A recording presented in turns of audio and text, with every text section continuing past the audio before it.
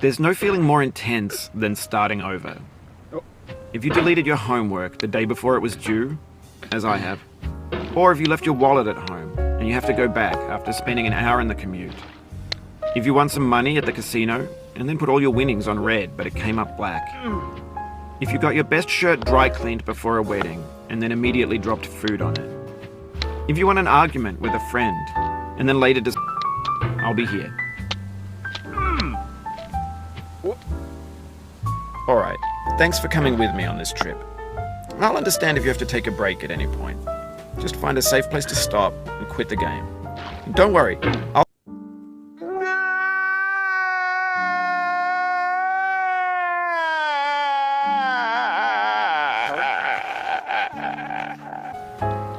This game is a homage to a free game that came out in 2002 titled Sexy Hiking. The author of that game was Jazzuo, a mysterious Czech designer who was known at the time as the father of B games. And B games are rough assemblages of found objects. Designers slap them together very quickly and freely, and they're often too rough and unfriendly to gain much of a following. They're built more for the joy of building them than as polished products. In a certain way, Sexy Hiking is the perfect embodiment of a B game. It's built almost entirely out of found and recycled parts, and it's one of the most unusual and unfriendly games of its time. In it, your task is simply to drag yourself up a mountain with a hammer. And that act of climbing, in the digital world or in real life, has certain essential properties that give the game its flavor. No amount of forward progress is guaranteed. Some cliffs are too sheer or too slippery, and the player is constantly, unremittingly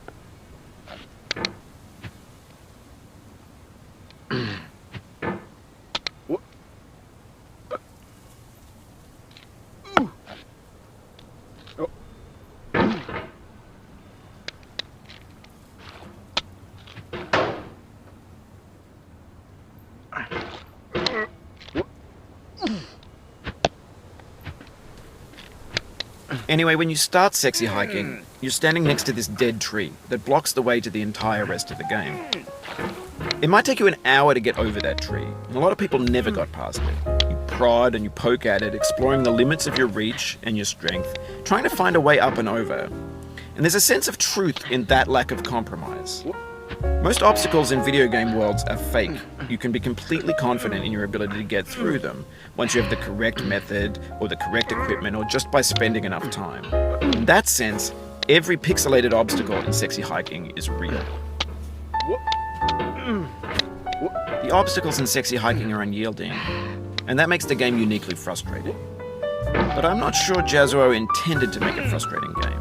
The frustration is just essential to the act of climbing, and it's authentic to the process of building a game about.